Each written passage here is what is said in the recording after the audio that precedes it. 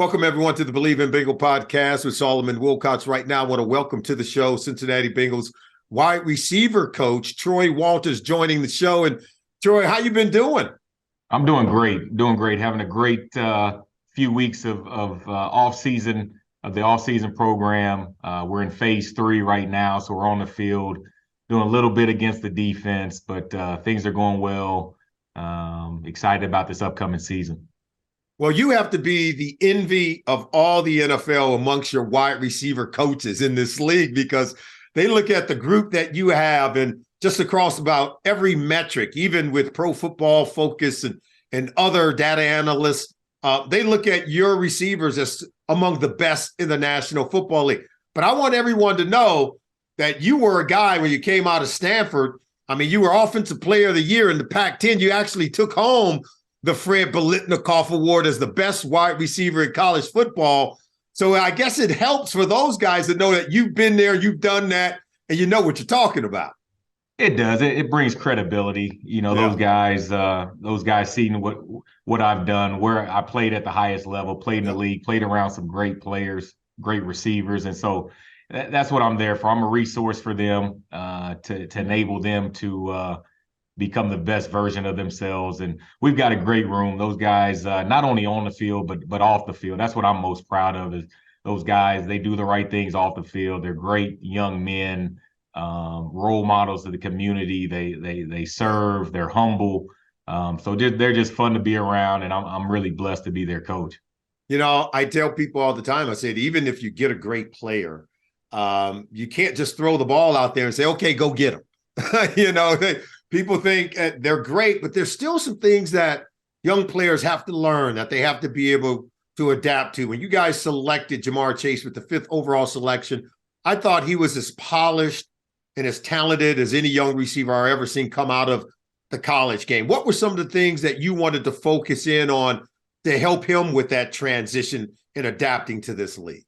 Yeah, well, the first thing when he was drafted, I think the day after he got drafted, we got in the playbook, and I wanted him to make sure that he learned the offense so that when he got on the field, then his talents could take over. I didn't want him thinking when he was on the field. And so really that Sunday after the draft, we were Zooming, we were FaceTiming, we were getting the splits down, going through formations, going through concepts, just so that when he got here, he would have a firm grasp on the offense. And he really did a great job of learning the offense so that when he went on the field, he didn't have to think. He'd just go play. Just skill set wise, it felt like he could get better as a route runner. Yeah. At LSU, he kind of oozed off the ball a little bit and wasn't as detailed as a route runner that I felt he could become. And he's done that. He's taken coaching and he's become a good route runner, can still be better. Yeah. And he's working on those things. But, in this league, you can have talent, you can catch the ball, but you got to be able to run routes and be able to set guys up and create separation. And he's done a great job of doing that. Look, there's a lot of kids out there, young people who want to be wide receivers at this level. To them, what would you say are some of the most, philosophically, what are some of the most important things that they need to know in terms of what's required to get here and stay here? To me, the top receivers in this league, they do 3 things well. And number one, they get off press coverage. Yeah. In this league, you're going to get challenged snap in and snap out, down in and down out. You don't have really too many free releases. And so you're going to have a guy in your face trying to disrupt your timing, strong corners, long corners. And so you've got to be able to get off the line of scrimmage without being disruptive. Number 2, you've got to create separation at the top of your route. And so these are some of the drills we work, just creating separation, being able to stick your foot in the ground and accelerate away from a guy or being physical at the top of a route to create separation. But you got to be able to create separation. And I let them know, young guys, that it's not as much separation as you created in college. The separation shrinks. If you get a yard on a guy, that's pretty good. That's right. And then the third thing would be contested catch situations. You've got to be able to have strong hands. You've got to be able to make that difficult catch in traffic or with contact and be able to hang on to the ball. So to me, those are the three big things in terms of receiver, the top receivers. If you look across the league, the top guys do those three things very well. Oh, those are very well clearly defined by you, because that's certainly the NFL is different. Wide open is an arm length, Yeah. If you get that, then you're going to have to live with it and still be able to catch the ball in a crowd with people hanging on you. Right. I already said that you got this plethora of talent in your room. Everybody knows about Jamar Chase and Tyler Boyd and T. Higgins. And now the rich gets richer. I mean, you guys drafted two more wide receivers, right? One in the 4th round in Charlie Jones, another kid from Princeton in the 6th round, Andre Iosivas. I hope I got the name right. But tell us what caught your eye about those two guys and what unique things about them that you think stand out. Yeah, really excited about those two guys. We had high draft grades on both of them.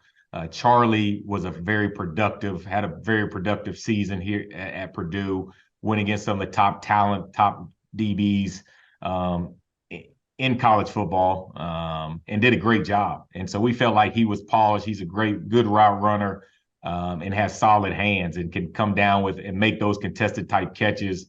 And we felt like his versatility, he could play outside, play inside, return kicks. The value you get with that in the 4th round was too good to pass up. And so we're excited. I'm excited about his progress. And then Andre, I just call him Andre because I still yet to probably pronounce his last name the right way. But Andre's done a great job. We felt like his upside was through the roof, and very gifted athlete, measured, had one of the top receivers at the combine coming out in terms of measurables and how he ran and jumped.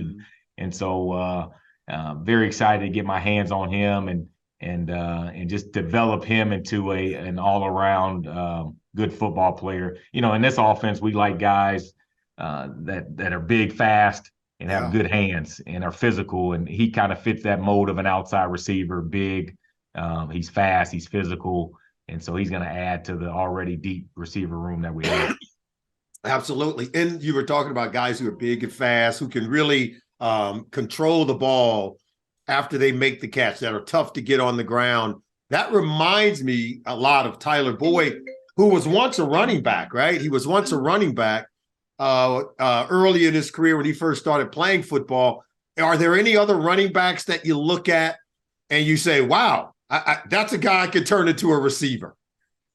I focus really on the receivers, but we do focus on run after the catch and have an ability to take a short route, short catch, and get making it explosive. And so we work on run after the catch. A lot of the running backs I've seen. A lot of the running backs, Chase Brown, he's been down there with me after practice, just working on receiver drills and getting in and out of his breaks. And so the receiver position and the running backs, they go hand to hand in terms of when you get the ball in your hands, receivers, you become a running back. That's right. And we ask running backs to line out wide and be receivers. So, those guys are working hard and doing a good job. Yeah, there's no doubt. And particularly you guys play as much shotgun that you do, and you have a running back there. He ultimately can save the quarterback every now and then by catching the ball out of the backfield, being able to make things happen. We're going to get you out of here on this. I'm going to say a name, and I want you to give me one quick sentence on each guy because they're special, and the Cincinnati Bengal fans want to know more about them. First, Tyler Boyd. He's a leader of the room, brings the energy, always positive, has never had a bad day since I've been here. Consistent, steady, reliable. And he is a consummate team player. There is no doubt about it. T. Higgins. Continues to get better. Every year he's gotten better and better. And so to me, he's one of the top 10 receivers in this league. And he works hard in practice. Every time I've come over there and just from afar, I watch him. This guy will fight for the ball. He's constantly working on his game. And lastly, Jamar Chase. If we don't know everything there already is to know about him. Yeah, once again, he works hard, humble kid, and he can do it all. Run after the catch, go up, make the contested catch. he's like a running back when he gets the ball in his hands, and he continues to get better, and he remains humble. All the success he's had these last 2 years, he still comes to work. He still wants to learn, wants to grow, and he sets high goals for himself. And he's done a tremendous job representing the Bengals and the Cincinnati, the community. He's done a great job. I always say behind every great player or every great group of players, particularly when you see multiple players in a group succeeding, that's when you know they're being well coached. Mm-hmm. And I think that's a compliment to you and the job that you're doing as a wide receiver coach. People can say, hey, these guys got a ton of talent, and that's true. But you and I both know that Vince Lombardi said 90% of the game, Troy, is played from the neck up. Because if you don't know what you're doing, man, that talent ain't going to help you, right? That's true. That's true. And, I live through the guys, and I have a blast coaching them, and we have fun. We keep it light. We know when to be serious, but we have a good time. We support each other. And when one guy makes a play, when one guy's successful, we all are. And we're like a big family. So it's a blessing. Like I said, a blessing to be their coach, be around these guys. And we look forward to an outstanding season. Well, thank you for taking the time and allow the Cincinnati Bengals fans to get to know you, the man behind a lot of good, successful moments with many of these young players. They're going to need you continuously throughout the season and even beyond. So thank you for taking the time to join us on the show. Thanks for having me. And anytime you want me, I'm available. Okay. Appreciate you, my man. All the best. All right, Solomon. Okay. Bye-bye.